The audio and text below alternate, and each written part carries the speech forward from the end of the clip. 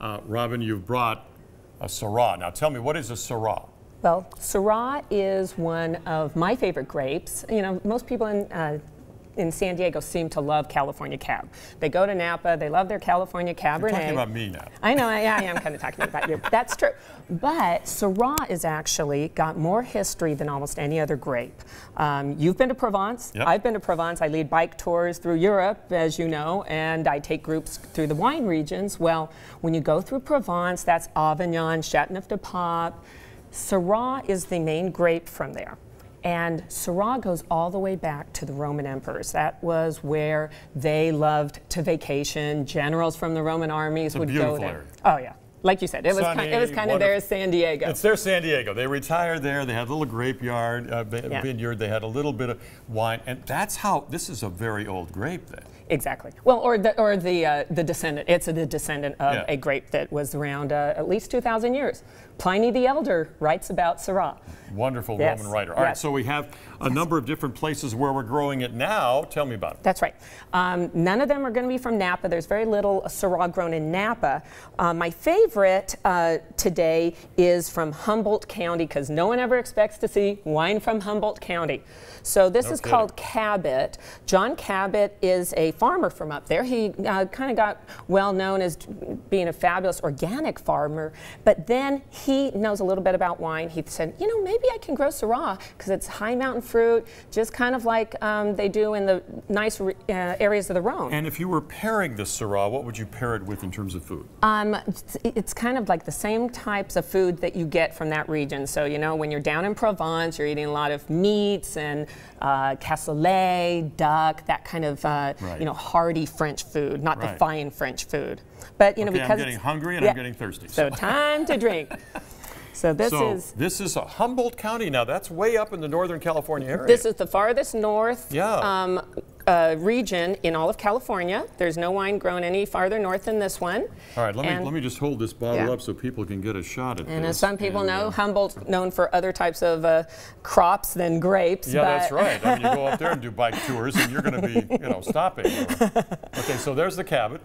We got that. One of the things I found with this wine is that many wine writers love this wine because it really is so much like the ones from the Northern Rhone, which tend to be about $30 to $50. And this wine is actually... What's the 5 S's we're going through here again? I remember your last two. We're going to see it, we're going to swirl it, we're going to snip it, and we're going to slurp it.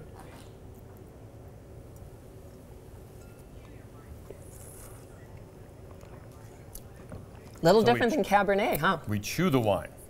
We do. You know what? That is really good.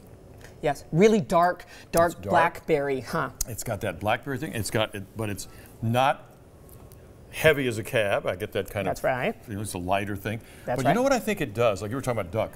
Maybe it cuts the, I don't know, it cuts the grease, if you will, of the meat. Yeah, you know what we say. That's what I feel like. When you have a wine like this, it's kind of, you know, this is a somewhat burly wine. Yeah. When you put any kind of food with fat, you know, whether it's steak or duck with that, it's like putting cream in your coffee. Now, we've only got 2 minutes to go. This one is... Okay, this is Saint-Cosme. Saint-Cosme has a huge, long history. You said the Shroud of Turin had a long history. This goes back to 200 AD, where Wait a minute, 200 AD? Uh-huh. At Saint-Cosme, they actually have found vats from one of the famous Roman generals who used to have his property there. This family's owned the winery since 1400. Wow. Yeah, we were talking about Freemark Abbey last month, saying it was 100 years old, wasn't that neat? My goodness, California, 100 years is a big time. But this is how old? Like 600. Well, almost 2,000. Yeah. Yeah. But yeah, these guys have, this family has owned it for 600. You got that right. All right. And no oak, so this is very, very natural. Yeah. Very natural wine.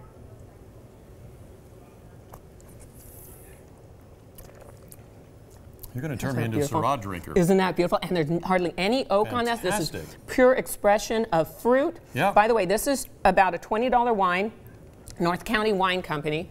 One of the things I like about Cabot is you just buy it direct. It's Cabot Vineyards. You get it on the internet. You don't have to pay a middleman, only $28. $28. And this one from France is $20? Yeah, you can get it North County Wine Company. Okay. Or Holiday Cellars up in Escondido. We have 40 seconds, my goodness. Okay, well, this is the Cabernet drinkers' Syrah. It is a big, burly wine from Santa Cruz Mountains. Yeah. It's mountain fruit. Let me hold that up. Now this is from where again? Saratoga, California, outside Santa Cruz Mountains. Santa Cruz. Okay, so my hometown. There you go. And if you like Cabernet, you're probably going to like this because there's oak. It's big. It's extracted like most mountain fruit. This is a much bigger type of Syrah. And 2007. Now it's aged a little bit. Yeah, but that's their current release. That's their release. So you got that right. They're spending a little bit of time. What, in the barrel? Sorry, I spilled a little bit. That's all I right. think they say that's good luck. We're good, that's right. And this, you can get this at Payon in Carlsbad. Thank you so much for bringing this in. Yeah. You've been so nice to us. I tell you what, this is my Friday's picking up already. So this is more of the Cabernet. You're getting more of the oak. Yeah, even though this is all Syrah, but it still is a lot more like the way they make, the big. And this is about a $50 bottle of wine. Okay, so this is getting up there. Yeah, that's this is your Easter present, Roger. My goodness, it is indeed. From me to you. Thank you very much. Let's see.